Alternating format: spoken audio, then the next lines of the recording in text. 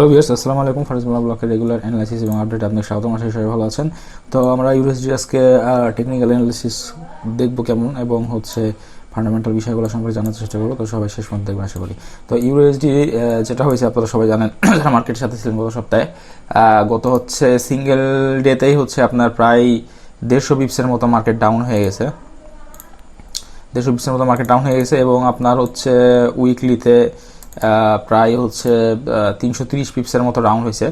তো এখন এই অবস্থা আসলে কি করা যায়? এখন এরকম অবস্থা আসলে খুবই একটু বিব্রতকর অবস্থা। কারণ এখান থেকে আপনি আসলে সেল নেবেন কিভাবে, বা এখান থেকে আসলে বাই নেওয়া উচিত হবে কিনা। কারণ মার্কেট যেহেতু স্ট্রংভাবে বেয়ারিশ, এখন এখানে বাই নিলে দেখা যাচ্ছে আরও 100 পিপস ডাউন হয়ে গেল, তখন কিন্তু একটা ক্ষতি আর কি। তো এই অবস্থায় আসলে বিব্রতকর অবস্থায় পড়েছে অনেকেই। তো এখানে যেটা করা যায়, ডলার কিন্তু মোটামুটি স্ট্রং একটা অবস্থানে আছে আমরা জানি, এবং এটা ইউরো এবং পাউন্ডের সাথে সবচেয়ে বেশি। তো ইউএসডি যেটা স্বাভাবিক নেচার আর কি, সেটা আপনার ইউএসডি একটা ট্রেন্ড যখন চলে, তো আপনার ওই ট্রেন্ডটা যখন চলে তখন যতটুকু ডাউন হয় আর কি, সাপোজ ডাউন রেট আছে, তো সেখানে একটা সপ্তাহে বা একটা দিনে যতটুকু ডাউন হয়, তার পরবর্তী দিন বা পরবর্তী সপ্তাহে চেষ্টা করে প্রায় 40 থেকে 60% মার্কেট কারেকশন দিতে। এই বিষয়। তো সেই হিসাবে এখানে যেহেতু উইকলি যদি ধরি যে মার্কেট প্রায় 330 বা 350 পিস ডাউন হয়েছে, আমরা 100 থেকে 150 পিপসের একটা কারেকশন এই সপ্তাহে আশা করতে পারি। কারণ মার্কেট কিন্তু ওভারসোল্ড হয়ে গেছে। তো এখান থেকে যদি কারেকশন দেয়, মার্কেট কিন্তু আপনার এই যে জোনগুলো দেখতেছেন রেক্টেঙ্গুলার, এগুলো কিন্তু আপনার এই weekly strong support resistance zone, রেডগুলো উইকলি সাপোর্ট। তো এগুলো জোন আকার কারণটা যে এখানে মার্কেট দীর্ঘ সময় ধরে থাকে আর কি, মুভ করে, এবং এই জোনটার ভিতরে প্রাইস অবস্থান করে, সে কারণে জোন আকারে ড্র করা। তার নচেত এমনি যেগুলো টাচ করে বা ব্রেক করে, সেগুলোকে হরিজন্টাল লাইন আকারে ড্র করা হয়েছে, এবং আপনার রেক্টেঙ্গুলোকে এভাবে কারণ হয়েছে। যারা রেগুলার অ্যানালিসিস দেখেন তার বিষয়টা জানেন আর কি। তো এখন যে বিষয়টা, সেটা আমরা 150 পিপস কাউন্ট করি বা 200 পিপস স্বাভাবিক একটা কারেকশন হিসেবে ইউএসডি। আমি কিন্তু এটা এমনি আন্দাজি বলতেছি না, বা বেশ কিছু মাস থেকে বলতেছি না। আমার এটা 1970 থেকে হিসাব করা আর কি। এটা বেশ কিছু হিসাব করছি, এটা আমার খাতায় করা। যদি এক্সেলে তুলতাম আপনাদেরকে এখানে দেখাতে পারতাম। তো সেখানে দেখলাম যে মার্কেট যতটুকু ডাউন হয় তার 40 থেকে 60% কারেকশন দেয়। তো দেখেন এখানে যদি আপনার 150 বা এরকমও যদি সামথিং কারেকশন দেয়, তাহলে আমরা দেখতেছি 98-30 থেকে সর্বোচ্চ 98-80 এর পর্যন্ত মার্কেট হয়তো আসতে পারে, নর্মালি যদি ফান্ডামেন্টাল কোনো ইম্পর্টেন্ট ইস্যু না থাকে। সেদিকে পড়ে দিচ্ছি। তো এখান থেকে কিন্তু এরকম একটা মুভমেন্ট আশা করতে পারি, তারপরে হয়তো মার্কেট আবার ডাউন টেন যেতে পারে। তো মার্কেট যে অবস্থানে আছে, আমার মনে হয় না এই অবস্থান থেকে ও আবার শর্ট করুক।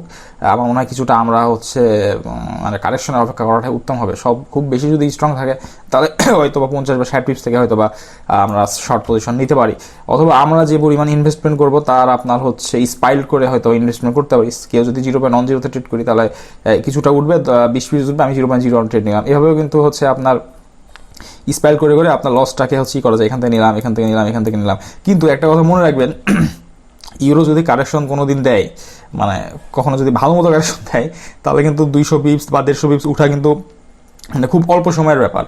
দেখেন এরকম করে লাভ দিয়ে হয়তো 120-30-এ চলে যেতে পারে। এখানে এটা ড্র করা আছে আমার D1 একটা সাপোর্ট, স্ট্রং একটা সাপোর্ট। তো মার্কেট এই লেভেলগুলো থেকে আসলে কিন্তু আসলে আমাদের জন্য আপনার শর্ট অপরচুনিটি নেওয়ার মতো আর কি। এখান থেকে আমরা শর্ট অপরচুনিটি নিতে পারি, লো ড্রডাউনে। আচ্ছা, এখান থেকে নিতে পারি। এটা একটা পয়েন্ট, এটা আপনার 99-29 আর কি। আচ্ছা, এখান থেকে দেখায়, এখান থেকে পর্যন্ত প্রাইস মার্ক করে দিই। এখান থেকে নিতে পারি 98-52, এবং আমাদের টিপি টার্গেট যদি ইন্টারডে করি, তাহলে আমাদের যে লেভেলটা ছিল লোয়েস্ট 96-67 থাকতে পারে। আর যদি বেশি করতে চাই, তাহলে হয়তো বা আমরা নিচের যে লেভেলটা 94 বা 95 পর্যন্ত নিতে পারি আর কি। আচ্ছা, এরপরে আমাদের একটা যে লেভেল আছে, এখান থেকে নেওয়া যেতে পারে। এখানে যদিও হ্যাঁ, এখানে একটা D1 এর রেজিস্ট্যান্স আছে, দেখা যাচ্ছে এখানে রেজিস্ট্যান্স আছে। তবে এটা আগেরটার মতো অত শক্তিশালী না আর কি, কারণ এটা আগে অনেক দিন ধরে আপনার এটা ব্রেক করার চেষ্টা করছে, কিন্তু ব্রেক করতে পারে নাই, তারপরে ব্রেক করছে আর কি। তো এই কারণে এটাই। তো এত দূর আমি বলতেছি না, এটা আপনারা নিজেদের সাথে মিলে অবশ্যই নেবেন। আমি খালি সম্ভবত বলতেছি। এবং এখানে কিন্তু সবার প্রথম বিষয়টা আপনার এখানে যে এই লেভেলটা এটা কিন্তু স্ট্রং আর কি, দেখেন এটাও কিন্তু অনেকদিন চেষ্টা করছে ব্রেক করার, তারপরে ব্রেক করছে গত সপ্তাহে। তারপরে যে স্ট্রংটা এটা হচ্ছে এই দুটো লেভেল, তো এই দুটো লেভেল থেকে শর্ট নিলে সবচেয়ে ভালো হয়। তবে আবার স্মরণ করে দেয় ইউরো কিন্তু কারেকশন দিলে খুব মানে অল্প সময় কিন্তু প্রচুর কারেকশন দিয়ে দেয়, এর আগে কিন্তু আমরা দেখছি। দেখেন এখানে একটা কারেকশন দিছিল, এটা হচ্ছে কিনা 380-তে নামার পরে দেখেন এখান থেকে কতটুকু কারেকশন দিছিল যদি আমরা দেখি, দেখেন প্রায় 480 বিপসের মতো কারেকশন দিছে, এটা হচ্ছে ডেইলি। মোটামুটি এটা হচ্ছে 480 বিপস উঠছে, 20 দিন সময় নিছে, মানে 1 মাস সময় নিছে আর কি, 1 মাস কারেকশন দিছে। তো এরকম হতে পারে, দেখা যাচ্ছে মার্কেট উঠতেছে আমরা সেল নিতেছি, এরকম সমস্যা হতে পারে, এই কারণে কারেকশনের বিষয়টা অবশ্যই মাথায় থাকতে হবে। এবং এরপর কিছু ইকোনমিক্যাল ইভেন্ট আছে এই সপ্তাহে, সেগুলোর ইম্প্যাক্ট যদি পরে পজিটিভ তাহলে তো এই হবে। আচ্ছা, এবার আমরা ফান্ডামেন্টাল দিকে যাই। ফান্ডামেন্টাল দিকে যে বিষয়টা সেটা হচ্ছে আপনার দুইটা ব্যাংকের এক্সপার্টরা কমেন্ট করছে, একটা হচ্ছে ড্যান্সেক ব্যাংক, সে বলছে যে 95-তে যাবে।